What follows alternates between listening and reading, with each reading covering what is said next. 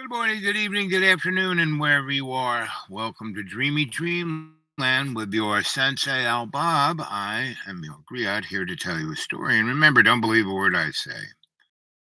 And I basically have no specific centralized theme, right? I talk about a lot of things, right? And it's more or less stream of consciousness, right?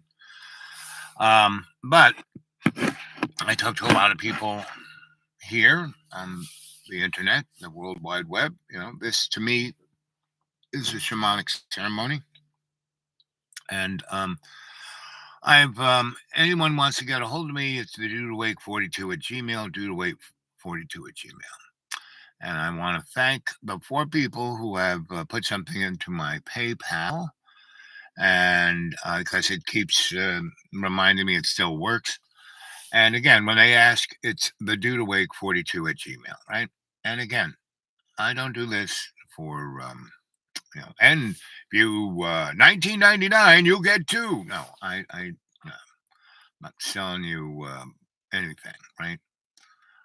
But it's very nice to get a little gift, and I appreciate it deeply because it's what allows me to get around and to eat and to live like a millionaire on $400 a month.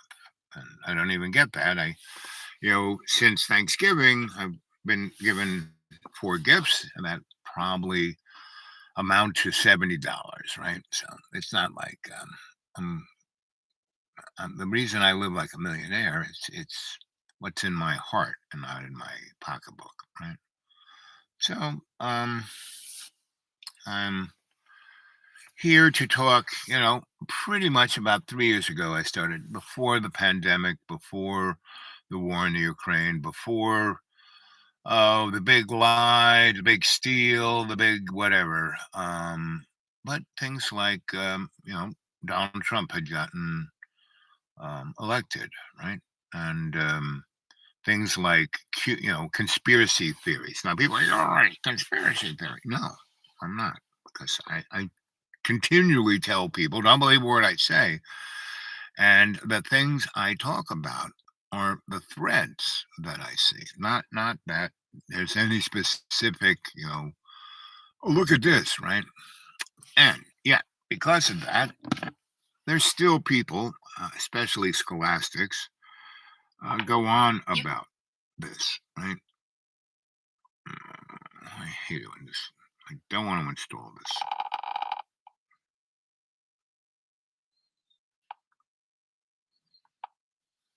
Right. Okay. So maybe that's the difference. You say everything's America's fault, and he just points out things that are. I mean, I'm full agreement with everything you say. It's this. I go a little further and say that America's just a pawn in this.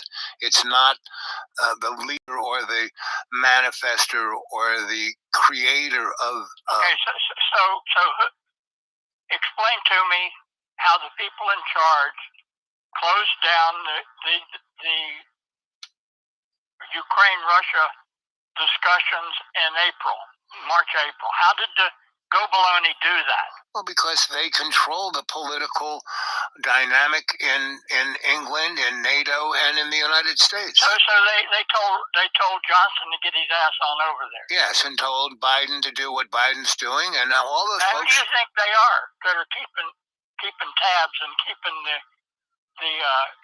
instructions flowing? Yeah, pretty much. Yeah. Who do you think is doing that? Again, that unipolar, transnational, fascist oligarchy, which are many. It's a group. How are they doing that, Al? What do you mean? How do they do it? I'm talking about mechanism. What I see is touch and go, next day. I watch the flow. Okay. I don't see the angle of the control that you talk about. Okay, so what is asking you over and over again to give me some insight into how they're doing it. Okay, so I've sent you probably 7, 8 YouTubes over the last few days, and all of them reference a different thing, economics, specific military dynamics, characteristics within the propaganda of both Russia and the United States and the West, basically West and East, and China, and their You're all over the board. well, I'm all over the planet of Earth, and that's this dynamic is a large because it's a global. I said it's a unipolar, global, transnational. It's a global thing. It's not just one country manifesting their hegemony over it. Because when you take this apart and look at it clearly, you see what America is doing is going to harm America as much. Well, hey Al, we did that in Vietnam, right? We did that in Korea. We've done it consistently. So how can you? So okay, so you speak eloquently to the fact that this is a unipolar transnational fascist oligarchy, meaning all of those things. Korea, and because Korea was started because in the war against Japan, had stationed a tremendous. Because I go on, right, and when I do this show, again, it's a shamanic ceremony, and the cadence of my voice, the stories that I tell, allow you, the listener, the watcher, the audience, to set aside your beliefs, right? So you can set aside the disbelief of what I'm telling you, right? And now this guy, he's a scholastic, and even though he constantly backs up my narrative, he just said it so. The United States, every war it's got into, it spit it's in the ass. You'd think we'd learn from it. No, because we're not. Yeah, the United States is not doing it. It's a bully boy of this larger transnational entity, right? And when you step back, if you look real close, he goes, I look at the ebb and the flow, and meaning he is a micromanaging guy. So he looks right there. You can't see anything when you're looking right there. You have to look away. And you have to look at history, and you have to see where these common threads are, what they manifest, and what's going on. And as I described, the Big Splat it's a dynamic of rebranding what the world order is, right? And so we have had to take us to a place. And later on in the thing, I said, guys like Gene Roddenberry, who, when he was a young man in the military, he was in intelligence and he saw this stuff going on. And if he were to talk about it, he signed all kinds of can't talk about this. So, he quit his that job and he was in California. So he, got a job writing scripts and rewriting scripts for television, right? And he did that for a number. He did it for Wagon Train and Gunsmoke and all these kind of things. And he started to work for Desilu, and he went to them and said, "Hey, I got this great idea for because there were, CBS had Twilight Zone and Lost in Space, and ABC had Voyage to the Bottom of the Sea and a few other things." And NBC didn't really have anything. So they said, why don't we make a show for NBC that can be like Wagon, Gunsmoke and Wagon Train in space, right? And so they put it together. They made a pilot, and NBC said, okay, because they owed Desilu so much, right? And because Desilu, after Lucy made so much money, right? And the way Ricky and put it together. He was a creative genius, and Lucille Ball was a business shark, right? So they made an amazing duo, and they sparked on screen, and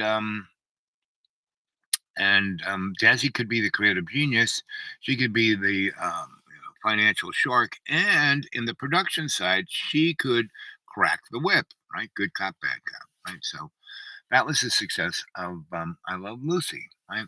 And one of the things they did, CBS said, "Why don't you?" They were doing a radio show, and they said, "Why don't you do TV?" Well, just and CBS wanted to do the same way they were doing Jack Benny and all the other kind of stuff, one camera, blah blah blah, like vaudeville. But um, Desi said, "No, no, no. I had this other idea. We're going to three camera shot. We're going to use a live audience. We're going to blah blah blah, right?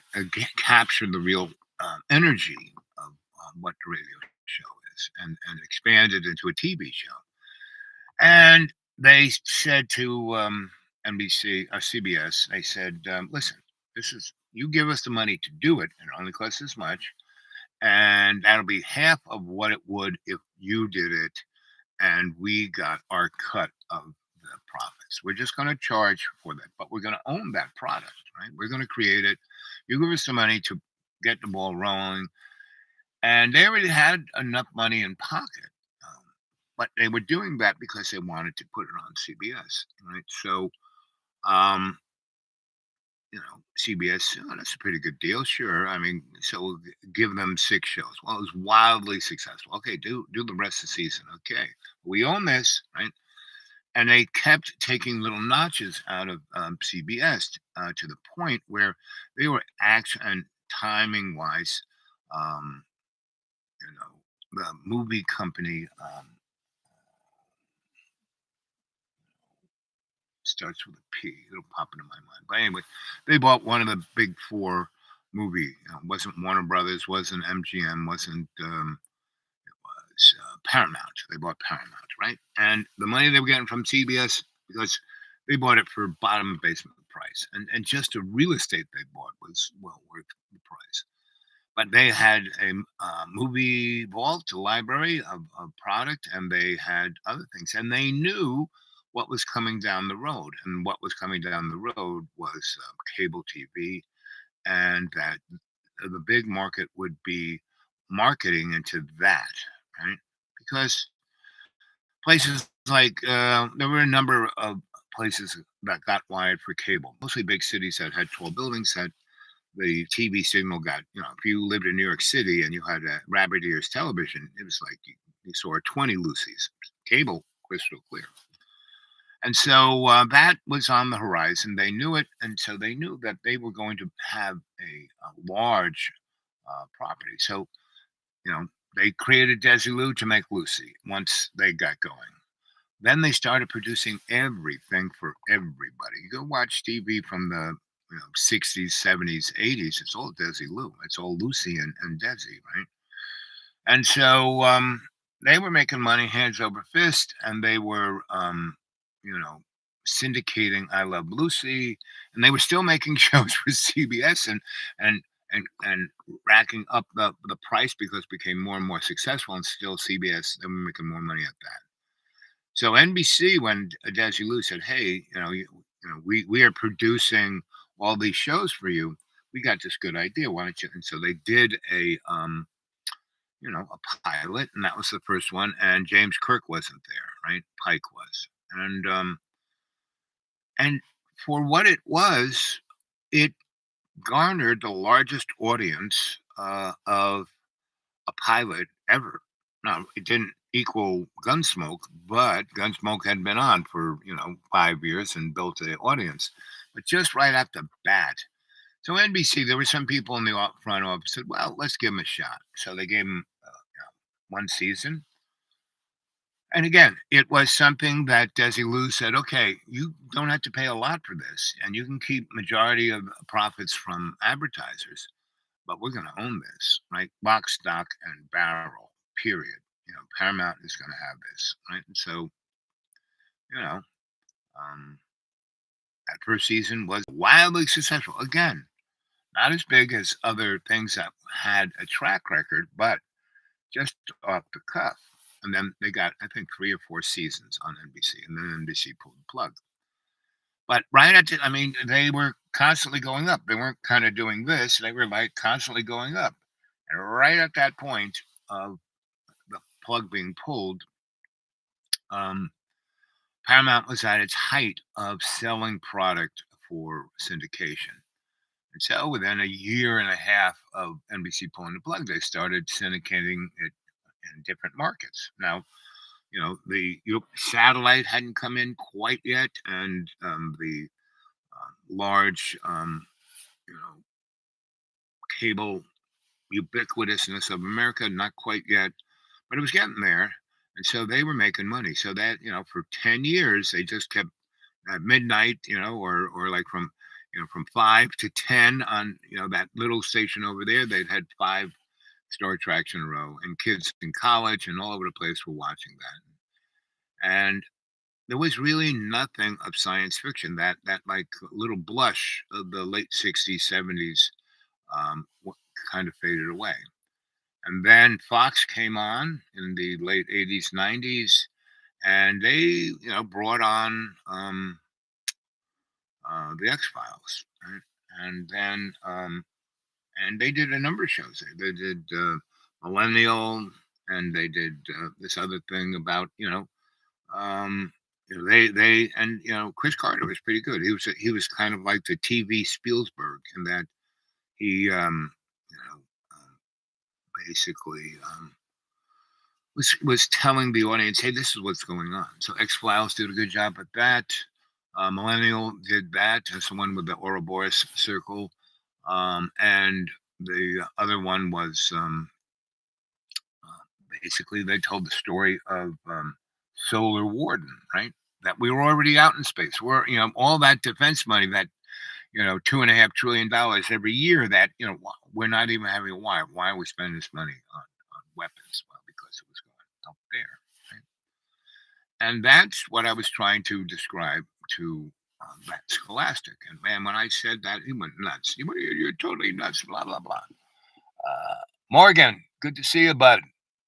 I can't remember Solar Warden. Solar. Well, I don't think that's what they called it, but that's what he was describing it. It was a Chris Carter thing on Fox. It was there for 2 or 3 seasons, and it was about Earth didn't even know what was going on out in space, but we had already gotten fast. We were already in Star Trek, and it's not even the year 2000, and we're having bumped into the Klingons and this, and we were having wars out there, right? And that's where that money was going.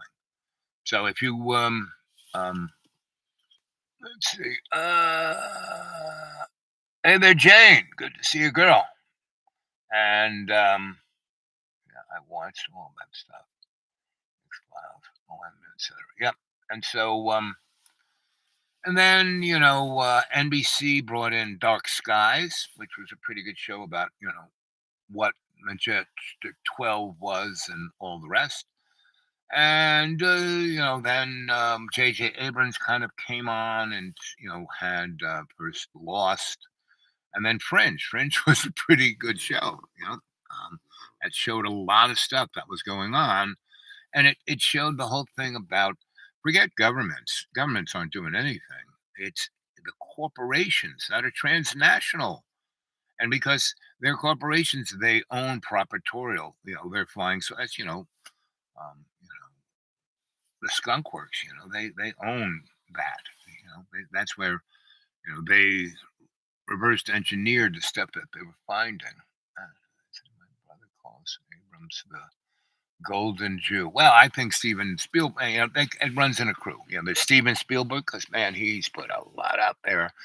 Start, you name it, starting with a thing where the crazy truck tried to kill everyone, to then Close Encounters, and then he just kept knocking them out. And he did a show on TV. I don't. It might have been on NBC about people getting abducted, and it starts way back before Barney and Betty, and it just keeps going on about it, and that the connection between whoever is out there and the militaries of the world, and that they're all in cahoots. And that brings me to the subject of conspiracy theory, right?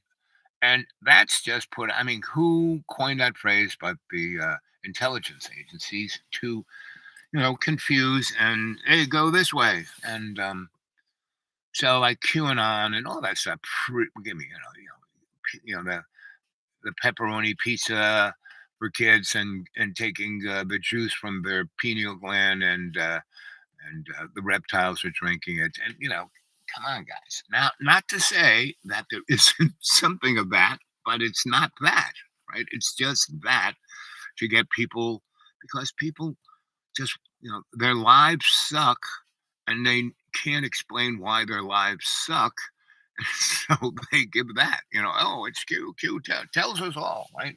And we've always had, um, you know, not just conspiracy theories, but people who go off the wagon on whatever, they join a cult, like to theorize about conspiracy theory. Yes, theorizing is just, and I don't even do that. I just look at threads and I try to use Occam's razor. What's the most obvious is what's going on. So, and even if that most obvious thing is like off the wall, like, and that's why I like Stan Lee's, Marvel universe is that pretty much, especially Captain America and Hail Hydra, he gets it quite nicely. And X Men, because they have been screwing around with people for a long time.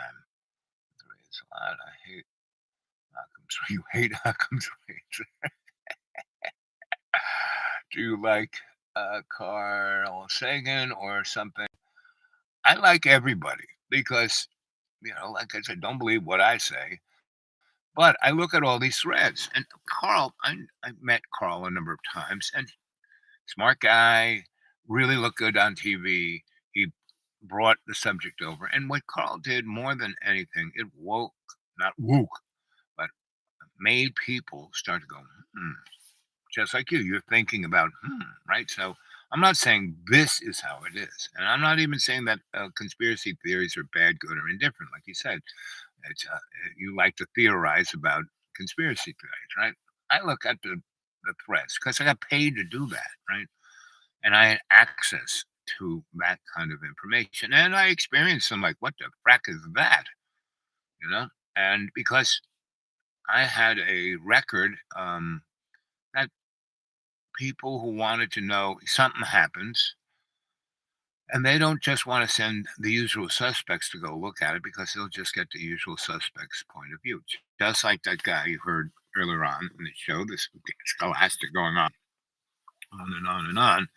And he has his worldview, and that's all it is. It can't be anything else. Everything else is stupid, or you're so full of shit. Right? I don't think anybody's full of shit. I'm interested in whatever they have to say, and everyone has something interesting to say, right? And the motif of why this all goes down is that the general public is so confused and so disenabled to have their own life. And so they run after things like my father was, an amazing guy. And because he was a young Italian boy in 1920s, right? And his father was a barber of all the rich and powerful. He saw all the rich and powerful. He wanted to be the rich and powerful guy. Now, as he became a teenager, became a real good athlete, a football star, etc., and all the rich kids around him, because his father had this big fancy, not only barbershop but hairstyling for women, a beauty salon in the same. There was a mezzanine. The girls were up here, the boys were down here. And then, the whole theater scene, movie scene, and, the entertainment scene was in New York, right? And not in California yet, right? And so the movies were made out in Long Island because there were a number of um, airfields left over from World War I that had big hangars that made great um, place to make movies because then have electric lights, really bright ones, are big things yet. So all of these hangars had like translucent roofs, so sunlight would come in and they would light the silent movies in black and white, cranky guys, and that whole industry grew up there. So my father grew up around that. Now he wasn't part of it. His father was a barber, surgeon, beauty guy, and so all those people who wanted to look good would come to him. So he lived in both those places. He lived in a place called Freeport and had a place in New York. And so my father was surrounded by all this. And so as my father got to be, teenager, high school, good football player. Um, and in those days, the NFL didn't exist. So the football was a big fave and it was on the radio, but it was like high school football games were on the radio and college games were on the radio and the big fan base were for those and the radio wasn't national. It was like your neighborhood radio station. So they put on a high school. So my father was like the dude, and so the rich kids had my father as their buddy because he was like a movie star. He looked unbelievably handsome, right? And he, virile and all that, and a movie, football god. And I mean, he had pictures in the New York Times and Daily News. So, you know, he wanted to be a millionaire. So he got to go to college because he was a great football player, and he went to many colleges because he went to one, he didn't like it. This other one said, "Hey, Ray, come over here. We'll give you money to go to school, and we'll pay all your bills and give you cash to run around with, and just play football for it." And so he played at about 7 different schools, right? And he ended up at Manhattanville, um, that made his mom had to go to Catholic school, blah blah blah. So he got that. It was real well known. I mean, his picture was because, and the other thing that he went all over America. Radio hadn't become national yet, but he had. So his picture was all over the place. So he's pretty well known all over the place. And so the depression comes when he's like about 22, right? And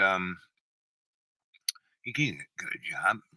Zero. But he's got all this kind of pull all over the place. So he does get well, he get works for the state, at a park, and he works over here being a gym teacher, and he works over there, teaching history. But I mean, no one else was getting a job, and he was getting a job that was, but my grandfather was still making a book out of being, the barber for the rich and powerful and the movie stars, right? And so my father was still in that crowd going to parties of that. It was almost on the edge of the Great Gatsby scene, right, of the 20s. And but he was going through college during that, and then around 26, I think he graduated, and then the depression was coming on.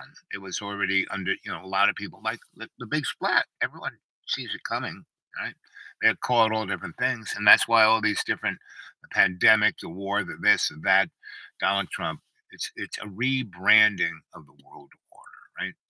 And World War II was a rebranding of the world order, and that rebranding started with the Crimean War and then the Civil War, then the Spanish American, well, Mexican War, then the Spanish American War, and America's manifest destiny. People are going about America being imperialist and their entitlement and blah blah blah.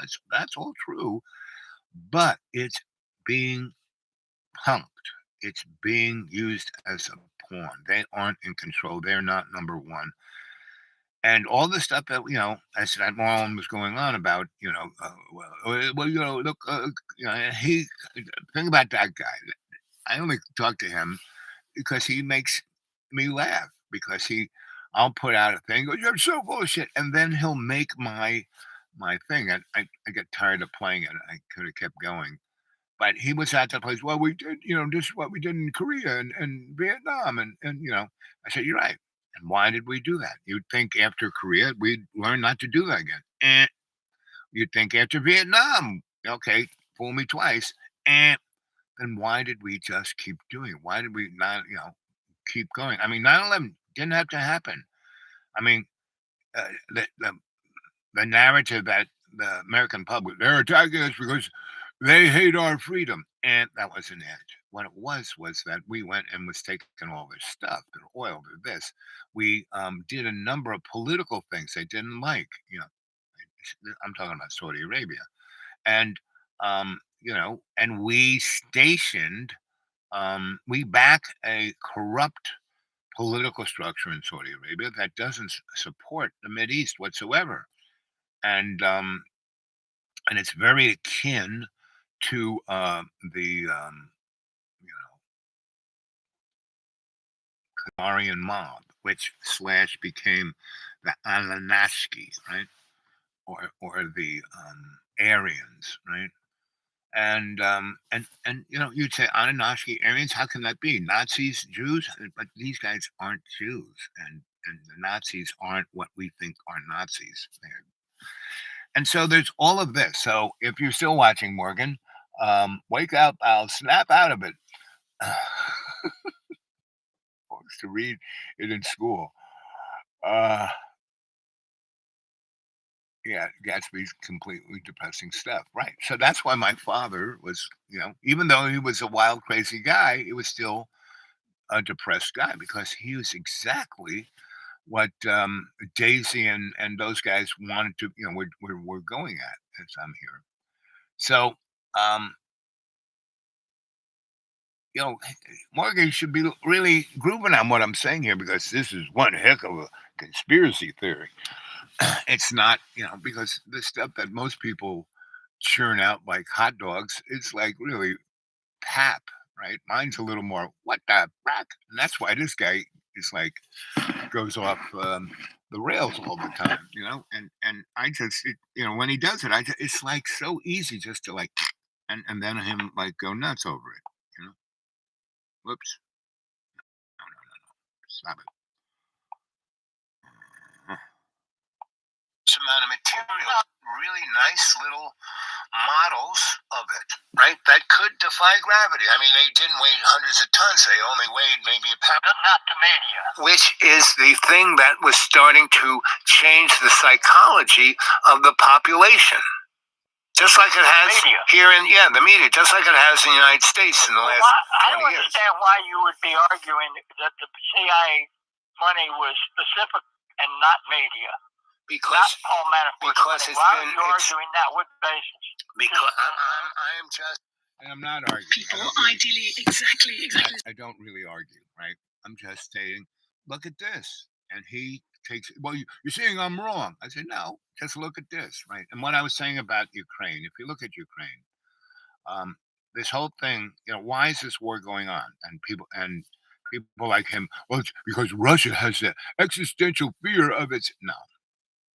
Because if they had an existential fear, they would have said something or done something about this back when Poland became part of NATO, back when Lithuania became part of NATO, back when Estonia became part. And these are all countries right on Russia's border, right?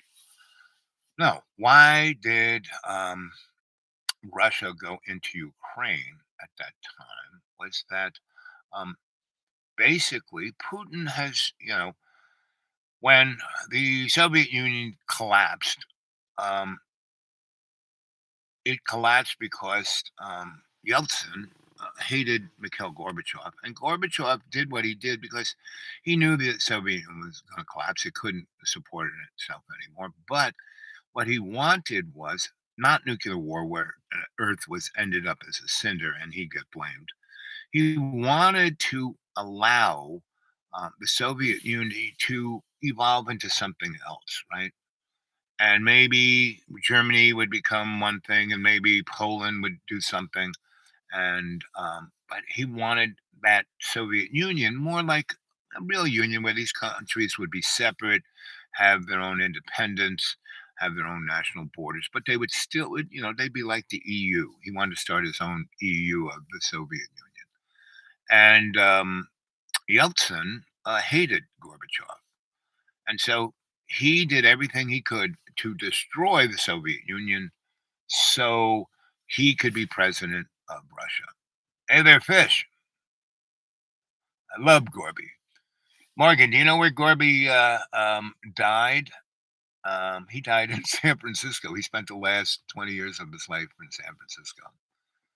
Um,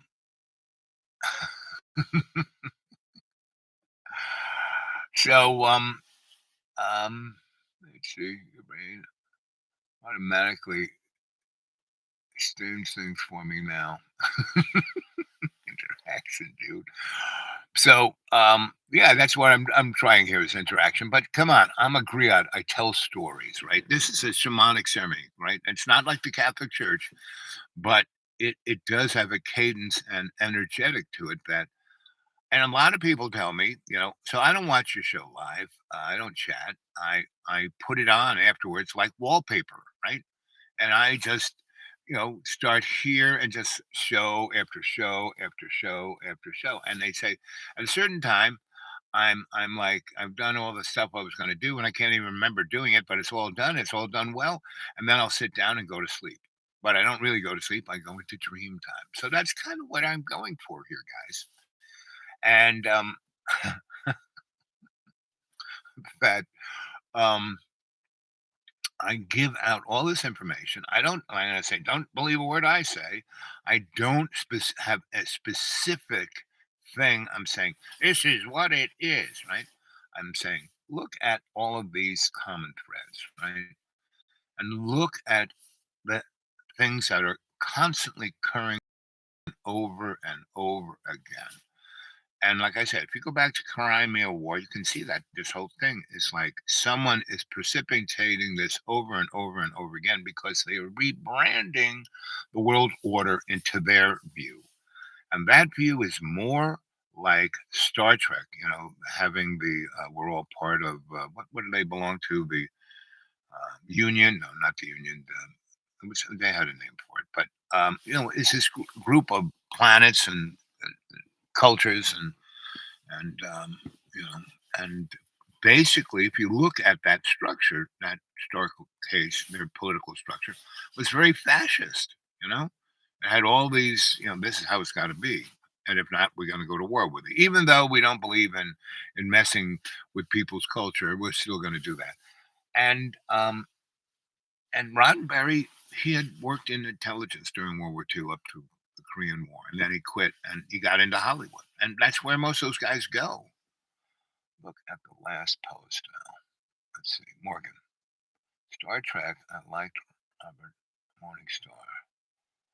Take on that. Yep, yep. What was Morningstar's take on that? Federation. Thank you, Fish. What was Morgan Starr's take on that?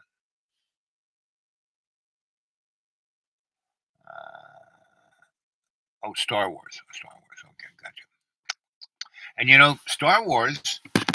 George Lucas sat at the feet of George Joseph Campbell and just wrote everything straight out of Joseph Campbell's mouth, and that was Star Wars. If you read Joseph Campbell's myth of the hero, that's it, because that's the story of Luke, and Darth Vader.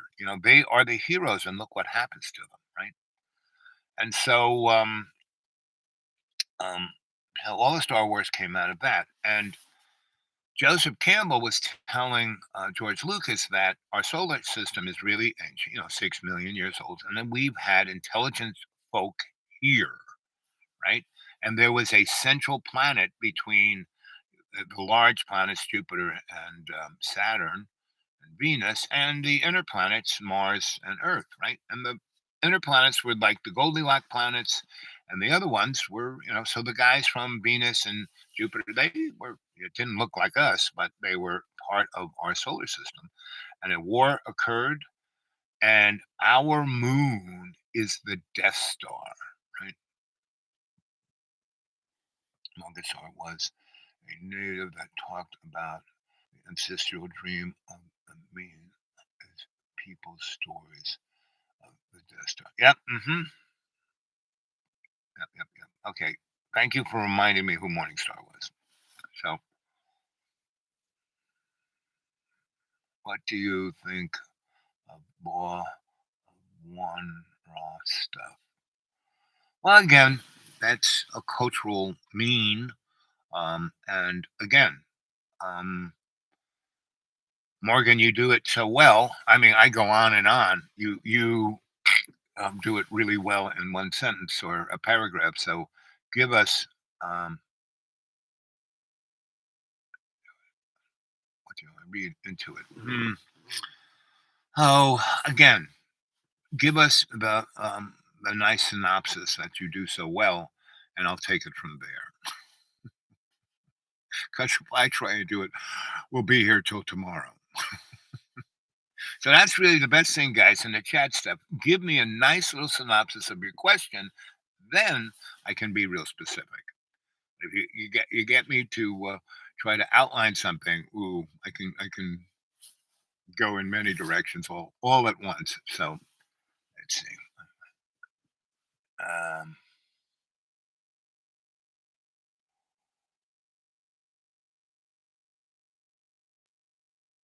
so I'll just keep going on until Morgan gets this. Let's say, okay, it's a series of um, changings in Jim McCarthy and Carl Rucker during the 1985 on what on so that on channelings. Okay, see, that's he does it again. So the whole thing about channelings or anything of that nature, like the paranormal, is let's see. I mean from them on to the 90s. Okay, what basically the information they're giving is coming from another source, another dimension, another wavelength, another frequency, right? So it's like you're looking through deep water and all the way down there, you're looking, light kind of gets down there. You can kind of see it.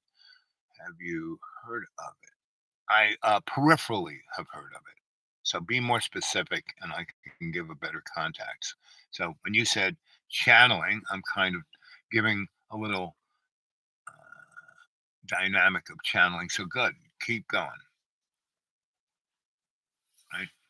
Because that period of 80s and 90s is a very interesting time because a lot it was, and it's a secular thing because in the 1880s and 1890s and the early O's of the 20th century, there were people like Madame Blavatsky and the Sleeping Prophet, Edgar Casey, and a whole bunch of others, and there were tons of really interesting entities that were doing research, right? And again, they were entities that were secret societies, mystery schools, and they were kind of funded just like we, in the 80s and 90s, our version of that was Lockheed Aerospace and Grumman Aerospace. And there was a entity that I bumped into in the early 70s at Duke called the SEAL Corporation. And they were basically straight up Captain America. They were studying all Eastern philosophies. The guys who could put swords through their cheeks and pull them out, and the thing would heal within a half an hour. Right? They were studying all of that, and I bumped into them. And I had been part of the Theosophical Society, and I hung out at what was his name, Pumpkin Hollow, upstate New York, and I built things like orgone boxes and pyramid amplifiers and scalar amplifiers and sensory deprivation tanks. So Morgan says entities. What I mean, the cosmic guardians. Yes, performing experiments on us. Exactly, and that's why we are so weird. We are we are somebody's high school science fair project. And or a TV show. And when the ratings go down, they're just going to turn us off. So that's why, and and genetically, they have been part of our gene pool. I mean, that's why people with O negative, right, are so looked estranged at by the medical model. That's not a fun thought. I know none of this is a fun thought, but it comes right around to what I was talking about and have been talking about, that you are the decider, even though because you are not your body, you are not the science experiment. We are love's co-creation. We are all our relations. We are that consciousness, that, Father, Son, the Holy Spirit. That's us, right? And the most important thing of the New Testament is all the other stuff's a comic book up to the point where um, Jesus rides in on a donkey, on palms, and he is looked at as the new. Wow, we can use this guy. He'll be a great poster child. Now, a decider. It doesn't mean we don't get pissed off. Exactly, because we have these biological emotions. Like shit around here. I live in a really beautiful place. Everything's, but the cockroaches are coming in. It's pissing me off because I had 18 years of living in a nature preserve, and now these guys are ripping it up and riding their motorcycles, and they are defying everything. The trees are falling down because the trees are so sensitive to the auric energy that they're just falling down. All the animals have left in 1 year. They just left. All my friends are gone. Right? What does orgone feel like? Is it take? Is it take better? Let's see. I'm pissed off. This is not spiritual, right? It's chemical. It's your emotions, right? It's our, that's when um I'm like taking off of me is I try not to wear my ego on my sleeve, right? And a lot of people, oh Al, I love you, Al, I love you, Al, and oh he's fun, he's interesting, but there's a group that you make me so you're intimidating. Me intimidating? I don't think so. Right now, I can be. You know, I made money at doing that. Maybe we're different now. We're all different, but we're all connected. See, and so that's the interesting thing. That's the real experiment. Is that we are this spirit, not our soul. Our soul is like the fiber optic line from our meat puppet body up to our spirit, and our spirit isn't even our akashic record. That is like the server. Our spirit is our um, super conscious mind, our sanctuary of our own choosing, right? I don't know if you know about the nine doors of understanding. Johnny Depp did a movie about that. Um, and when you go into, let's see, how long have we been doing this? Okay, 47 minutes. How much juice do I have left in the battery? Oh, 66%. I think what's good now, let's try a guided meditation where I take you to the place, Morgan, where you can see all the difference. You can see the difference between your meat puppet, your soul, and your sanctuary. Very, very easily, because you've been in conversation here. There's four of you here. Let me say good morning, good evening, good afternoon. Welcome to Dreamy's Dreamland. We're gonna go and do a guided meditation next, and um, and you can still be conscious enough to chat while you're in you know, guided meditation, and I will respond to those questions, right? You can still, it's not like you're going to be like, uh, you're going to be in an altered state, but you're still going to be conscious enough uh, I'm drunk. Well, that's an altered state, you know, um, and it's not a bad one. If you're consciously aware and drunk, that's not bad. I mean, the Celts did that all the time. We gotta make an appointment. No, you don't need to make an appointment. We're making the appointment right now. I'm just saying, audience, we're just gonna go into this other thing so we can see what it's like. See, a Celt. You are a Celt, really old one. Good man. That's what I like. I have a lot of friends who are Celts. Are you a poet? If you're a real cold a Celt, you're a poet, and you know it. And so, anyway, thanks for being here. Here we go. Remember the thumbs up. Remember some comments down over there. Let's see. You're an artist. Poets are artists, but they're a little separate. And pretty much you almost have to be a Celt to be a real poet. This is boring. Well, you don't have to stick around. I mean, what would make it less boring? You know. So everyone, get comfortable, get in a place where you're not going to fall on the floor. You lie down or sit in a chair. Don't cross anything, and breathe. Breathe in, fill your lungs, and breathe out. Okay, I love you too, buddy.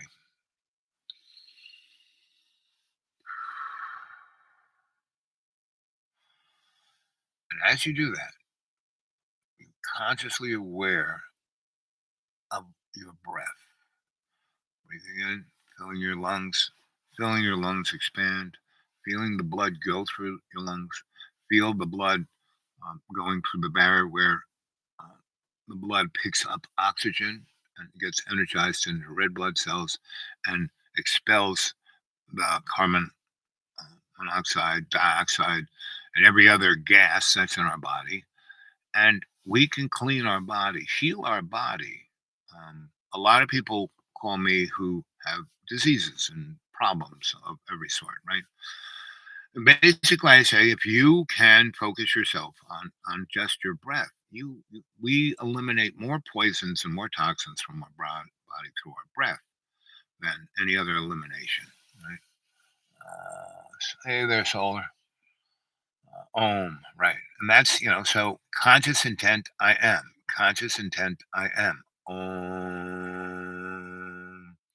Do that in one breath, then when you're you get it all out, and then you breathe in.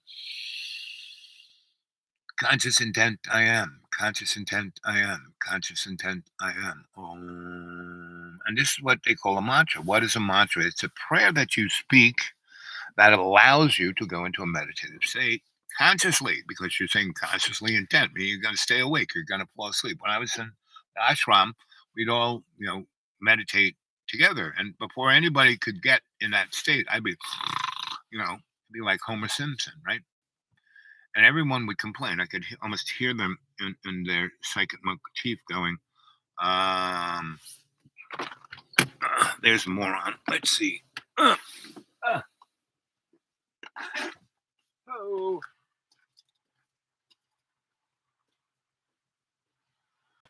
Yo, baby, yo, yo, yo, yo, yo.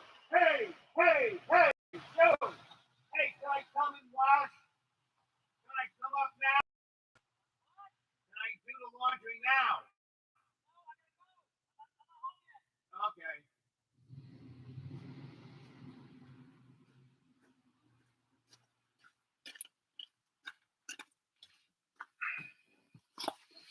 So,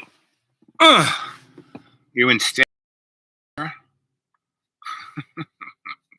that was a cock. He's promised he wants me to do stuff, and I keep doing it for him. And well, you can come and take a shower, and you can do your laundry. Well, that was 5 months ago. Right? So I see him drive, but I'm in a hurry. I gotta go. I'm not, and that's why that guy can't meditate, right? And that's why he drinks all the time. Right? And like I said to Morgan, being drunk ain't bad as long as you're consciously aware. Right? I haven't done my laundry. You're like me, Morgan. I go to Walmart and I buy like this stuff, right? I bought these pants, right? And when these are women's pants, and they're so much better than men's. I mean, they're soft. They fit me just right to keep me warm, to keep me cool. And when they were put on the thing to start, they were $18. When they wanted to clear the stall, 50 cents. I bought like 5 pairs, right?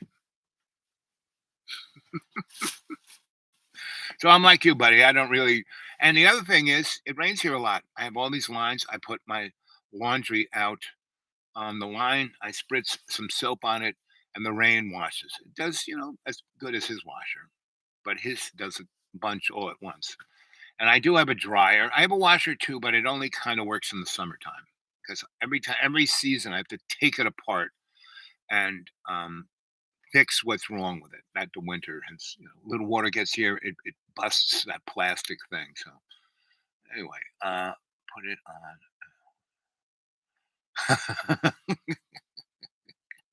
Okay, so everyone is in their conscious awareness. I am conscious awareness. I am conscious awareness. I am. Right.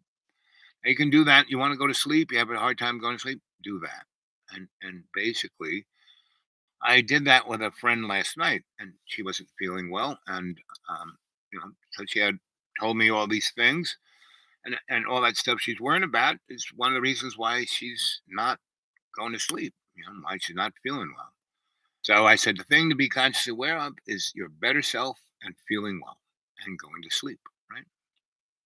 So we did the conscious aware I am, conscious aware and I was talking about visualizing her blood and cleansing it, which would help her deal with her issues. And and I was saying, and at a certain point, you're going to be where you are asleep. So just turn the phone off and put it down, right? So we were into it for about 15 minutes and the phone went beep. I put it over there. And then, you know, so she got it right away, right? Even though she had all this other stuff that she was using to, you know, distract herself. Right? Here are my X-Men glasses. But when I do that, I can't read. I have to put these glasses on and read what you're saying.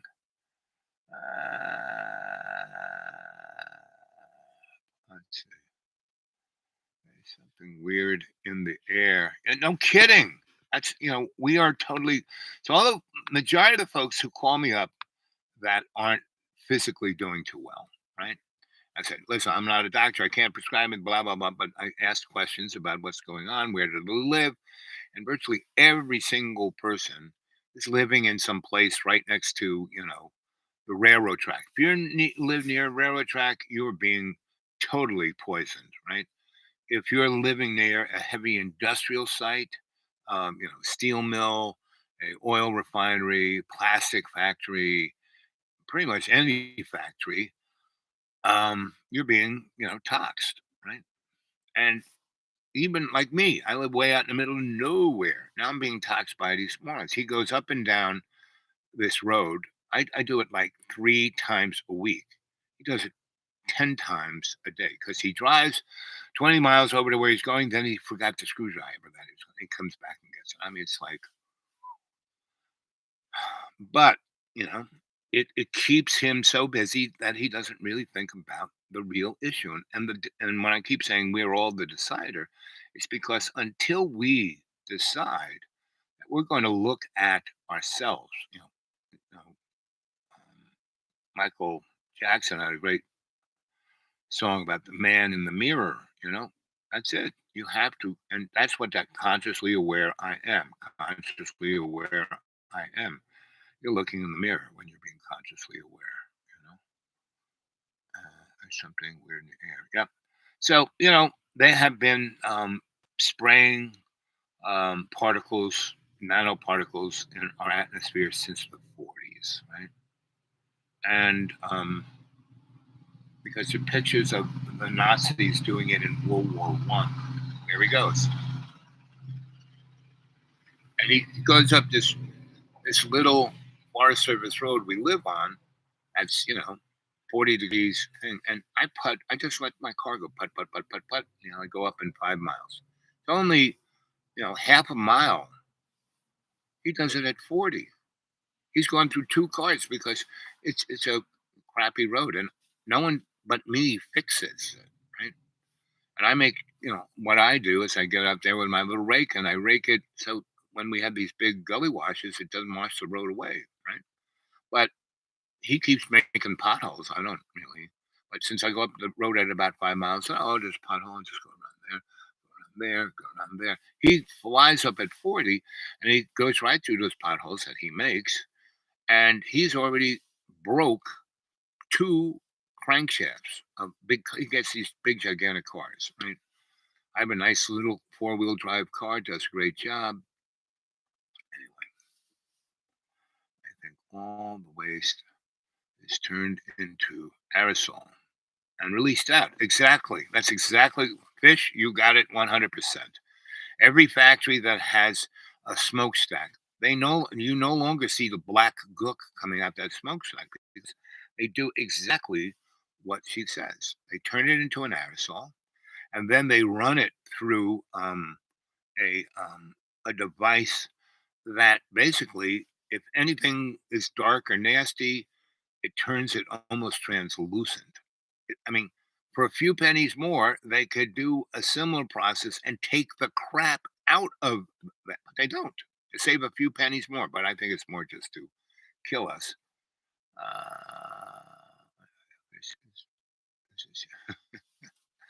So, so, um, and Fish is 100% right. I mean, they turn it into an aerosol. And when they do that, it makes it so much easier for our little water-based bag of a body to assimilate. The aerosols go, we don't even have to breathe them in. It goes right through our skin. Our skin is the most permeable thing in our body. It's the most sensitive to toxins.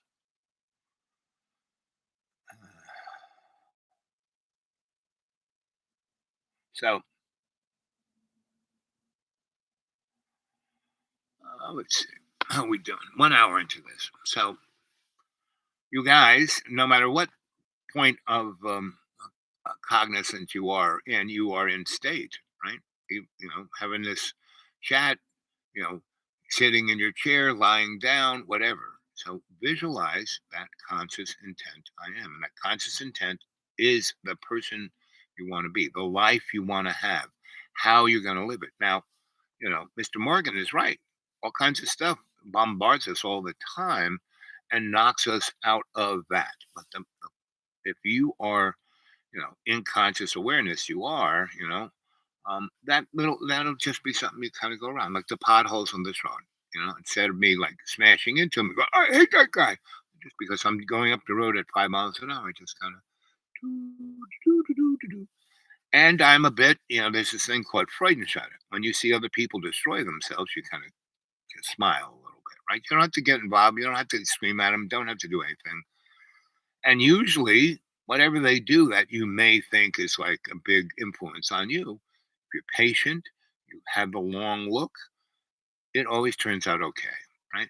And it might push you into like, I've been here 18 years, just in total oneness with nature and loves co-creation and the bunnies and the butterflies and everything.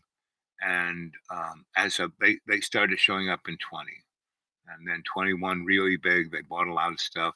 22 last year they just ripped and tore everything. This year is going to be even more. So someone's going to buy me out, and I'll go someplace else. I'll find another beautiful spot, and I've done this already 10 times. I've bought lots of real estate way low, and then when people say, "Oh, this is great," like Asheville, I could have been a zillionaire, but I didn't because I knew if I did, I would end up. I mean, it was at a place where if I did that in Nashville, I would end up just still being there. And now it's the hipster jungle of the world, and it's super polluted and super everything, and all the stuff I talked about in 2000, no, in 1995 when I said this is going to happen. This is what is happening. This is what's going to happen. Watch out. Oh well, you know what you're talking about. And I used to be on a water board, and I said, this stuff is like poison, the airs. And now they are like, getting upset about it. When they could have done something about it, they didn't. Now, not so much. Um,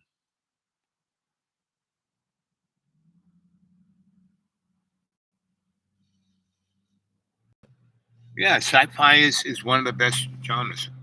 And that, so here's another tweaker. And he just bought this house. And one reason why that house is sold 8 times because the driveway is like this, right? And every time they buy this place, they buy it like in early spring, right? And it's, the leaves aren't here. Now this place leaves out. It looks beautiful, right? Spring, summer, fall, unbelievable. Winter comes and this place is rainforest. So it's like sleets. It doesn't really snow a lot, but it sleets. So they park their car up there. And there's this one level place that only maybe one or two cars can fit. They got more than one or two cars.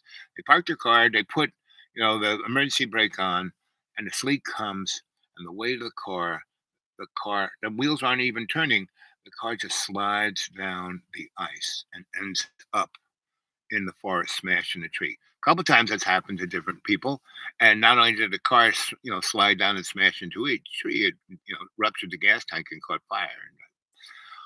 And you go and tell them that and say, you should go get somebody to make a parking lot. Oh, I'm not going to do that. Blah, blah, blah. I'm just, I know what I'm doing. I know. I bought this place. I have $1 million. And then they're coming virtually 5 different people own that place. And they can't stay here more than 2 years because that shit keeps happening. So this place is so energetic like that. So if you're really unconscious, like Colonel Sanders, more that shit happens to you, more and more and more, and you just do harder to and I just kind of okay. But at a certain point, someone's going to be okay. See you later, bye, and I'll move on because it's obviously I'm not going to die. I mean, I got this place to die in. I'm not going to die. I mean, I just went and saw all my doctors. I got 2 new ones. They all say the same thing. Man, you're the healthiest dead guy I know. There's all this stuff wrong with you, but it doesn't seem to kill you. You should be dead 10 years ago. You're not, you know, because I'm the decider. I know, I died then. I experienced my life examination, and all my teachers were up there patting me on the back, telling me how good a job I'm doing, but I got to go back. Haven't finished. So, um,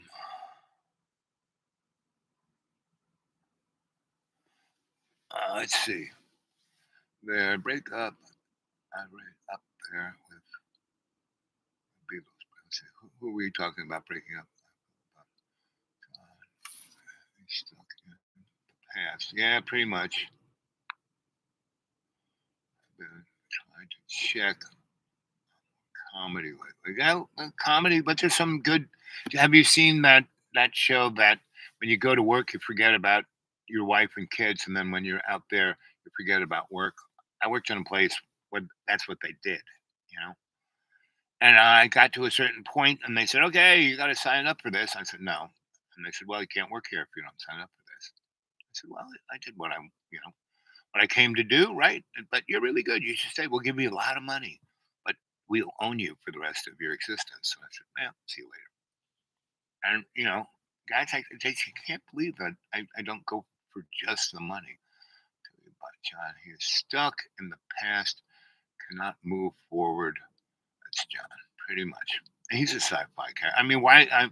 He's a character that I've been studying for the last 7 years, and he's my friend. So I try to give him a good example to maybe he might. I mean, he stopped smoking. He stopped doing a lot of things that were really not doing well for him, but he's still stuck in things like there's not much I can do about it. Let's see. Break up. Right.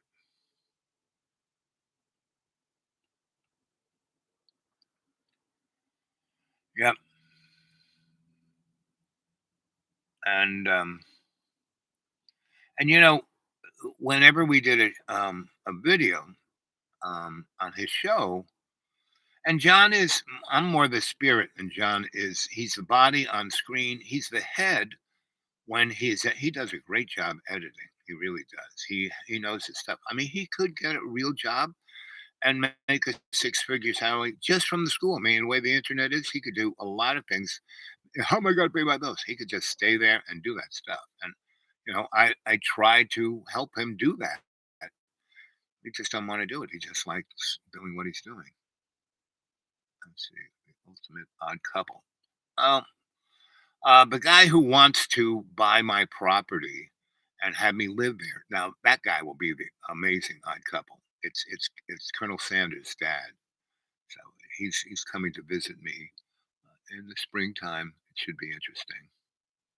And if this guy is cool enough where I could enjoy his company, I would do it, you know, and because it would just be fun. First, you can't. Yep, exactly. Now I see it was. Yep, all a spiritual setup. Yep, pretty much. Yeah, and that's why people, you're a saint. How can you be? A John enabled me, to sharpen my pencil of being more understanding, patient, and putting myself in his shoes. I do that, but um, hanging with him up that ante up. So Colonel Sanders was like, whoa, because he is more interactive than John is, but more asleep than John is. And it's like super slow motion of car crash causing a train to explode, that parts go flying up in the air that destroy a 747 with 900 people on it. And, so I'm just far enough away, right? And I'm looking for the innocent one, so I'll have to take that one out of the way, that one out of the way. So, and it's edifying for me because I don't have to go study, you know, the war in the Ukraine. It's this moron right here. I don't have to study the corruption of politics in the United States. Morons right here.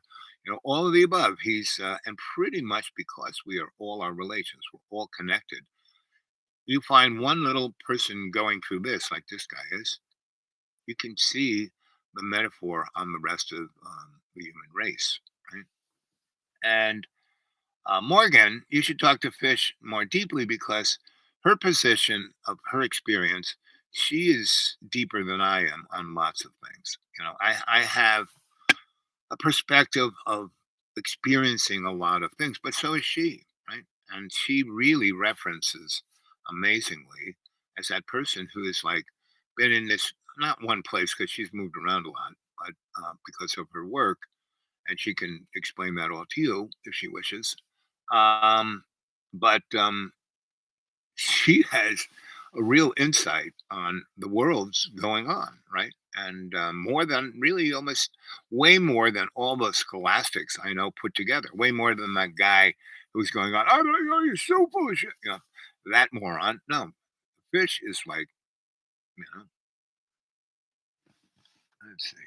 Well, it's up to her. My worst side, not your worst side now. Anyone on the cadre, it's not their worst side, right? We've had way worse than you, Morgan. Buddy was like, he was a troll, and everyone said, get rid of him, he's terrible. And I said, no, no, no, no. He's part the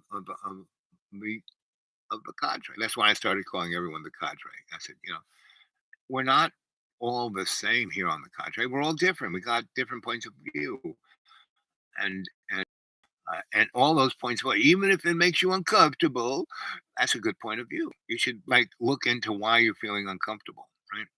Those people, you intimidate. Well, why do I intimidate you? You should look into that. Yeah, I don't think that. See, she doesn't think that. I'm just observing that of her because, I mean, if anything, I'm just a guy who observes everything. My first wife, um, that I was married to for almost 10 years, and everyone's hard to live with. When you live with someone, I mean, you see everything about them. If they're just your boyfriend or girlfriend, you see, at least for the first year, you see their best, and then you start to see the stuff you can get annoyed with, right? But if you observe and see how it affects your feelings, and then you look in the mirror and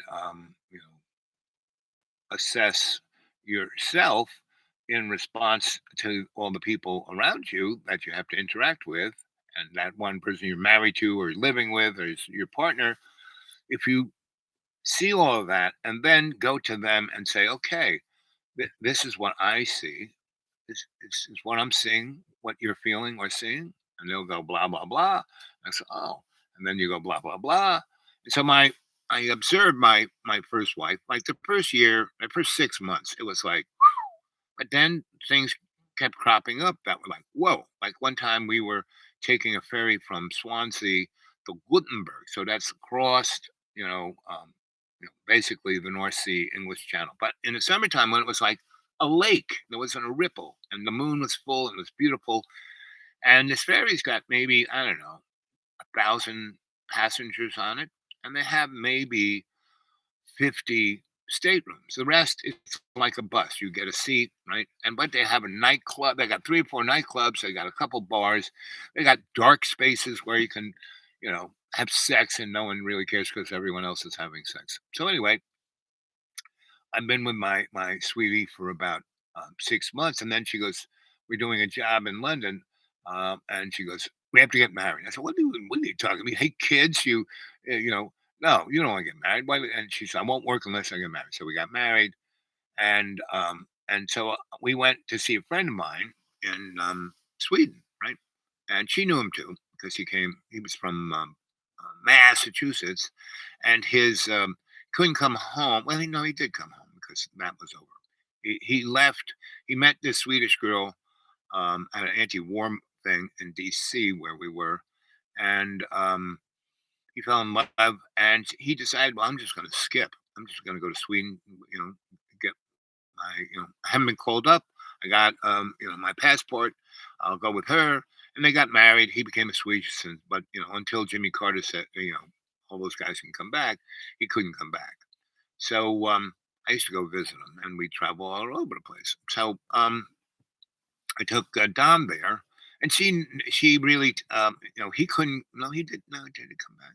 No, his wife and two kids were traveling, and they stayed with us for about a month in New York. So anyway, she got tight with her, so we're traveling over there, right? And and Don didn't have a period like most women. She it was like 3 times a year, but man, when it came, it was like whoa. And so she never really gave me a heads up on it until this occurred. So we're getting there, and I go, Don, what's the problem? Nothing. And so we get on the boat, and it's nice, right? And it's beautiful. It's not like rocking and rolling. It's like a lake. We leave around 5 o'clock. The sunset. We go into the northern, so it's that, and then at like 1 in the morning, it's like someone hit a light switch, and we're in really dark, and we're seeing the northern lights, and it's really pretty. And we went and danced because I'm a dancing fool, and she kind of likes having dancing with me. Anyway, so she basically we go into a bar, and these two Swedish girls. So the rich people would get those staterooms because they were really expensive, like a couple $1,000. But once the boat left, there'd be maybe 10, 5 of those staterooms that no one bought. So you had your ticket number, and they would, one of the first things once they left is open the speaker. If you have number, blah, blah, blah, blah, blah, come to the purser, and you got a stateroom, right? So, and, it was like fun. And so, of course, we didn't have one. So, we're just going around. We go, and they have really great food that's pretty cheap, no tax. So things are as much salmon as you want to eat, all kinds of Swedish goodies, and there's an Italian thing, another Greek thing, anyway. So we're eating up a storm, and we go dance a little. They have a movie. I mean, it's quite nice. And like I said, there isn't a bump, right? And so it's about 3 in the morning, and maybe oh a third of everyone is just in their little bus seat or off in the dark space screwing or in one of those staterooms or someplace else. But now there's some space, and you go into a bar, you go into a club, it's not like packed. So we're in this bar, and I'm trying to get up to the bar to get a drink, right? And I kind of squeeze between these two Swedish girls who are like the archetypal movie, you know, big-breasted, blonde, taller than me. I'm right there at nipple level, and I'm like, go like this, go like that, and these girls start giggling, and they start jostling me around, nipple to nipple, and they go, "You're cute. You want to come? We won one of the staterooms. You want to come back?" And we'll really tire you out by the time you get to Gutenberg. And I go, well, I'm actually on my honeymoon. Here's my wife back, and like flames are coming out her eyes, smoke's coming out her ears, um, you know. And this one girl kind of tweaks her and goes, "You're cute. I'd love to have sex with you." And Donna's head spins around like Linda Blair and shoots out of the bar. Everyone gets out of her way, and I'm like confused. What just happened? And I'm trying to get through the crowd, which isn't as bad as it was earlier. And I get out there, can't find her. I go every which way. Look here, look high, look low, and she's not around. I go to where our seats were on the bus, thinking that she'll come back, but these guys are playing cards, smoking, not, I mean, it'd be nice if they smoking hash, but they weren't. Really disgusting, icky, whatever they were smoking. And it was choking me up. And so I started walking around looking for it. I bumped into the person. I said, I don't know. I lost my wife. And he goes, well, what happens? Well, we had an argument. And then he goes, did you look everywhere? I went into every bar, every club, every dark place where people are fucking. I knocked on a few of those stores and I couldn't find her. And he goes, what has happened? I go, what happens? Well, you have an argument. She's drunk. She jumps overboard. And he goes, how far long ago is it? So I said, I don't know, maybe an hour and a half. If she's jumped over, she's gone. What do you mean gone? She says, you're never going to see her again. This is the North Sea. Even though it's like 70 degrees out, there isn't a wave. That water is still, you know, 42 degrees. And within a half hour, she's, hypothermia is taken over and she is glug, glug, glug, glug, glug, fish food. And he's doing it like so Swedish, so matter of factly. I'm like, what? Oh man, what's her father? Because her father sent me off with her when we left. He goes, you're the one. You're gonna marry her. You're gonna take care of her. And he says, I haven't told anyone, but I'm dying.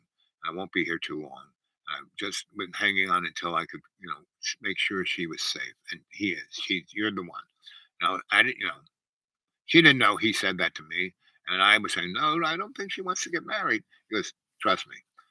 Anyway, so I'm like going, oh my God. So what am I gonna tell him? So basically, I go back and sit there, right? And I can't stand it.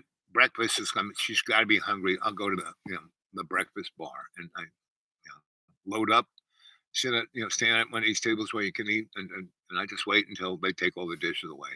And we're pulling into Gutenberg, and the guy said, so if we pull into Gutenberg, she doesn't show up.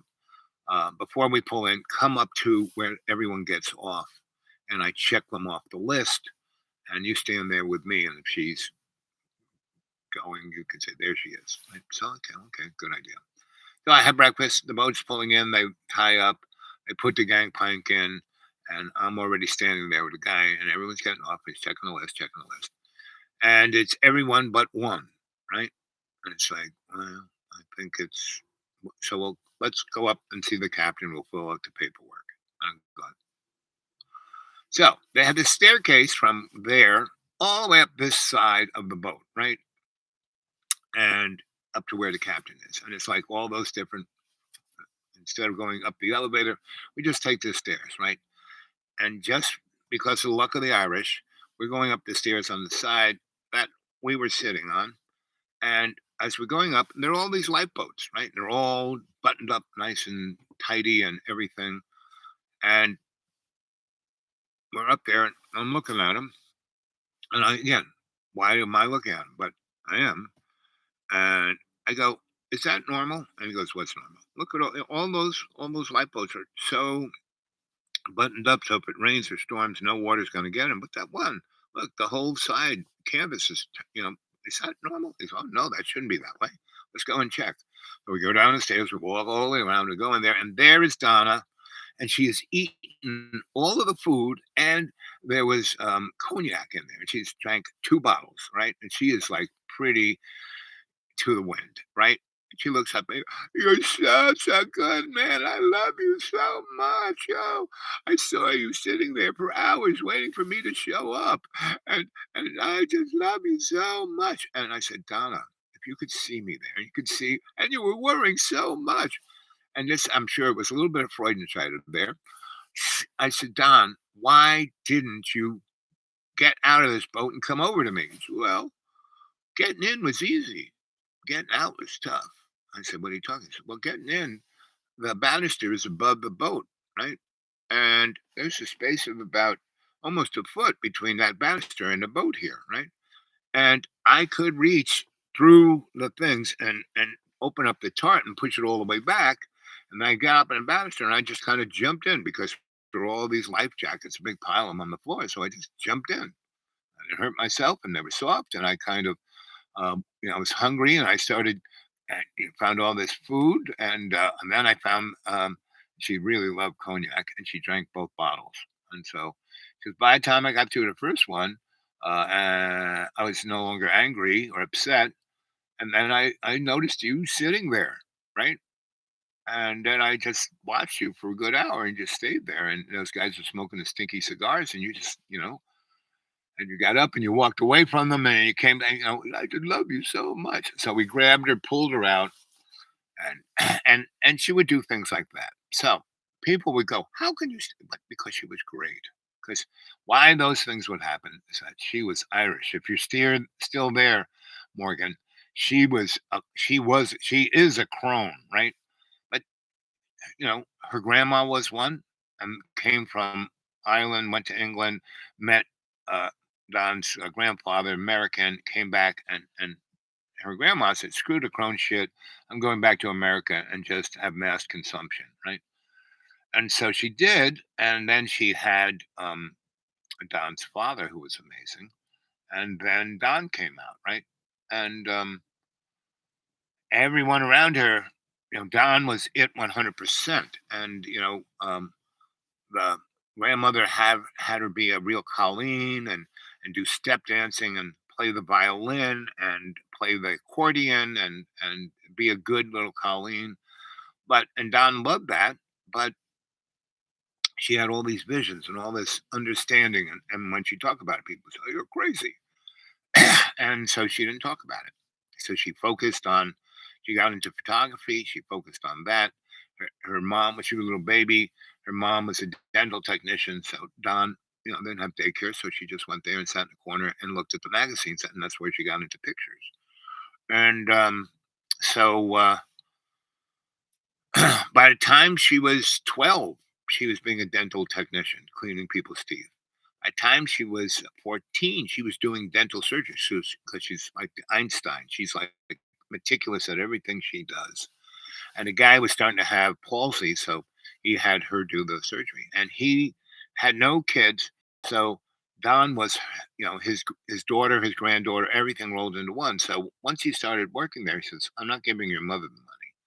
What I'm going to do is start a savings account, right? I'm going to start it with, and it's not just a savings account. It's like, what do they call it? Interest bearing account, more. So he would put larger chunks of change in there.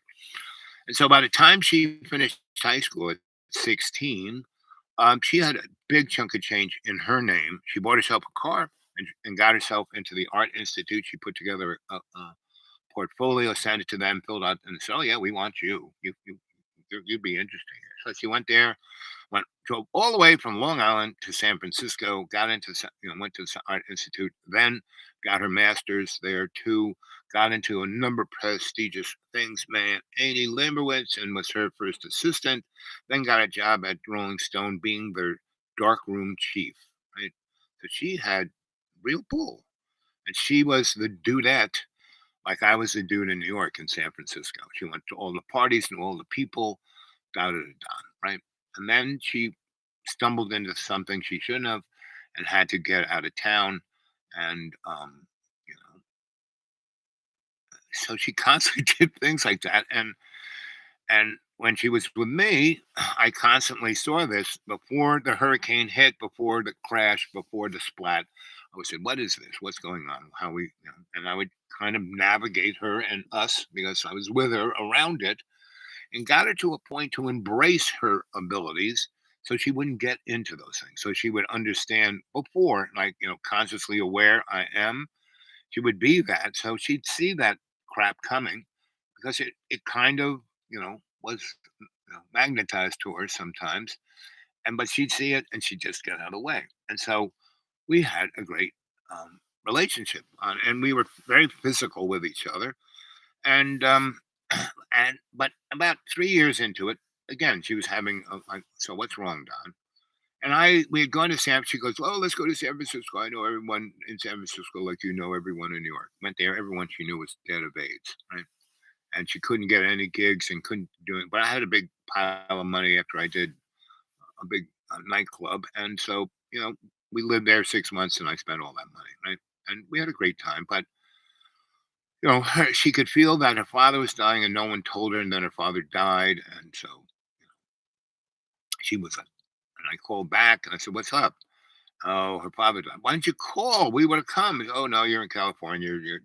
No, it's like, even though he was like calling for her anyway, and that's why she was so, So, um, when we got back and we went back into, our studio life and being in shows and, being the dude and dudette of New York City, she really loved that.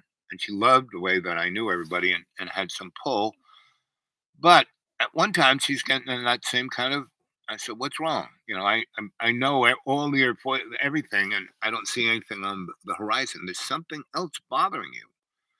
And then she, "Oh, nothing." I said, "Wait a minute, wait a minute. I've met two of your boyfriends, and they're both schlemiels, and you could have had anybody that got them, so you could be mad at them, so you could have sex anytime you want. So you'd have the big argument like you can do, and then you'd have sex. Because a number of times she'd be mad at something else, get really upset, and then you drag me up and have sex, right?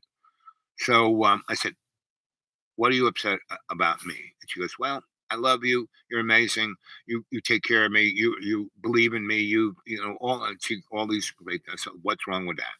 She goes, "Well, because you analyze everything." I said, "What do you mean I analyze?" I said, "Well," and she's right. I analyze everything.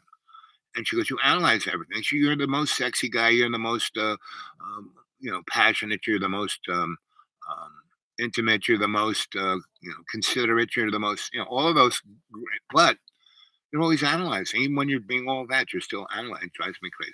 I said, "Okay, this ain't that. It's that you want to have makeup sex, right?" And so, why is that guy going up there?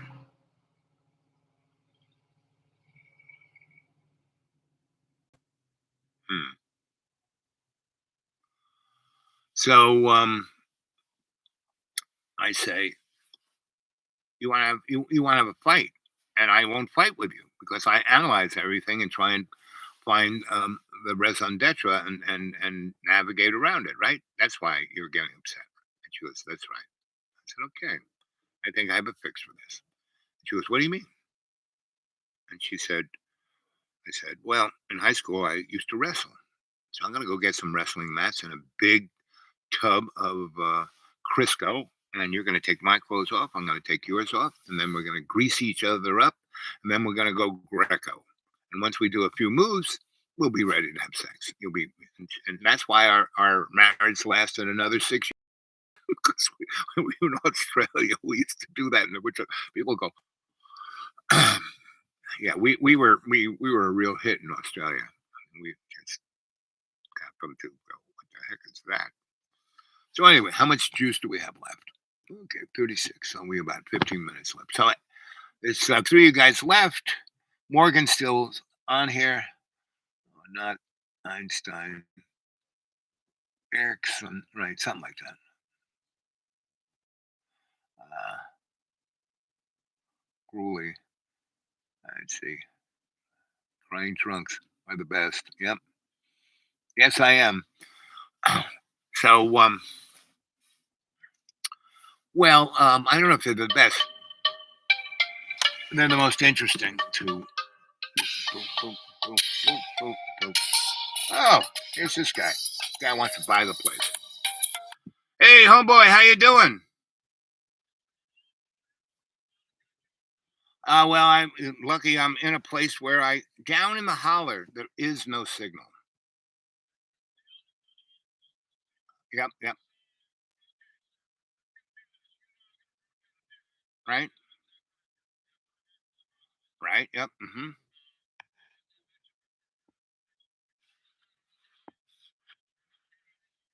Right.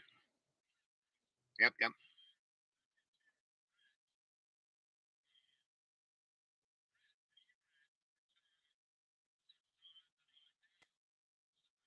Yeah, I was actually thinking the same thing. Right. So,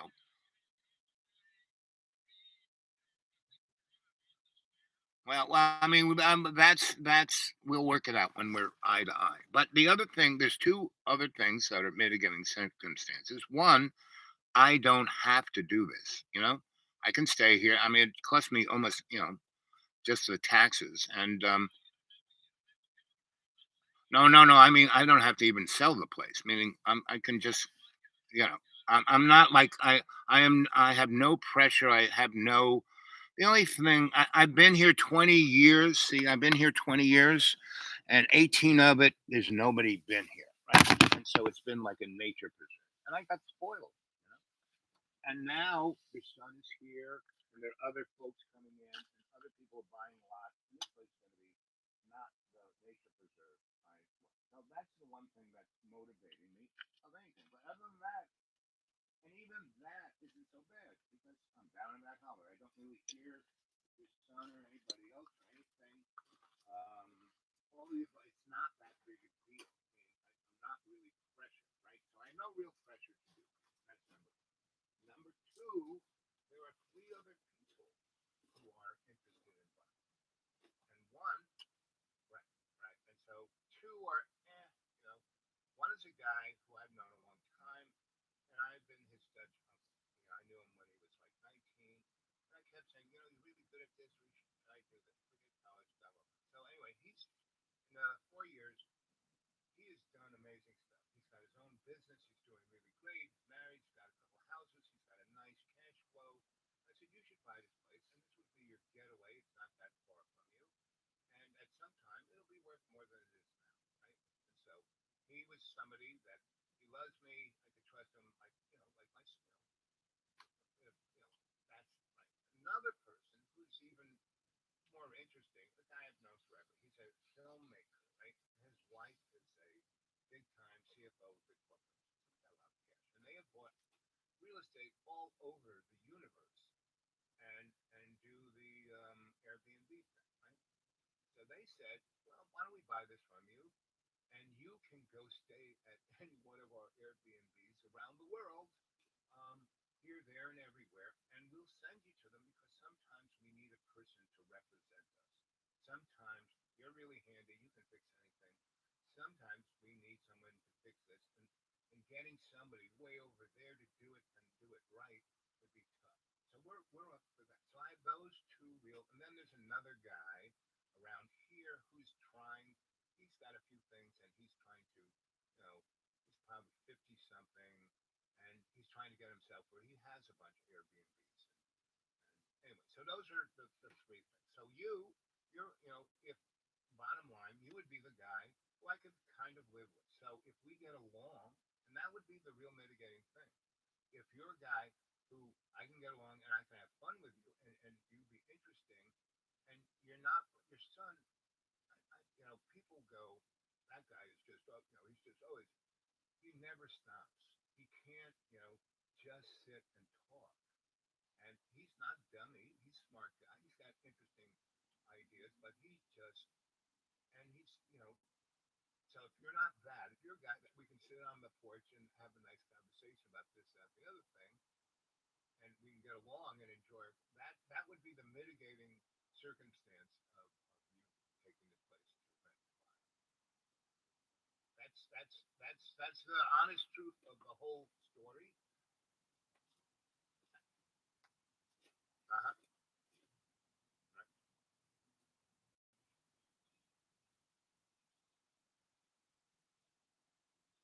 Mm-hmm.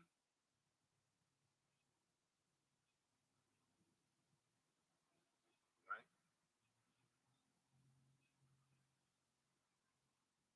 Right. Right. Mm-hmm.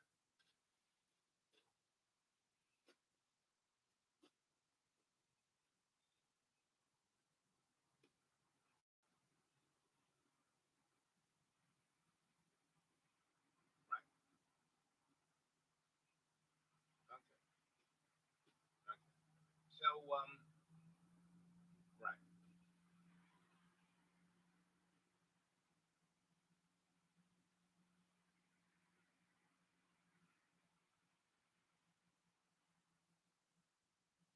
Right. Mm-hmm.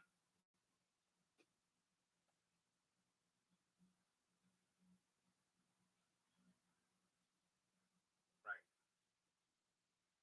see, and that's the other thing. Once you get here, you're going to see that I got stuff in everything. The only way you can stay here for that mitigating period, at first, I got plenty of camping gear. We can make a nice little campsite for you, or you can build a little box, and but the garage is full of stuff, and I can't, the only, we can every weekend go down to the place where they sell stuff. You got a pickup truck. We can put stuff in it, and it's not stuff you would throw away, right? It's a curve. You're,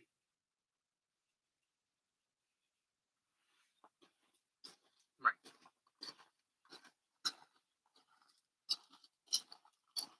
No, no, it's not.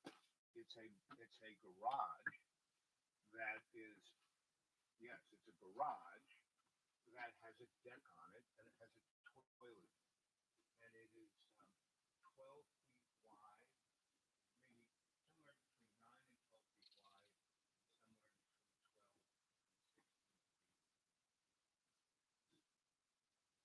Right. Yep.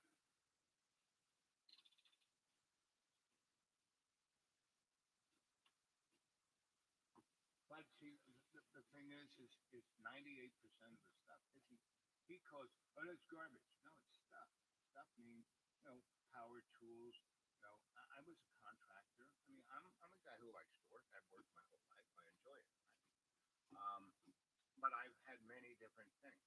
I've had lots of career threads and very, very, very, very, not just contracting.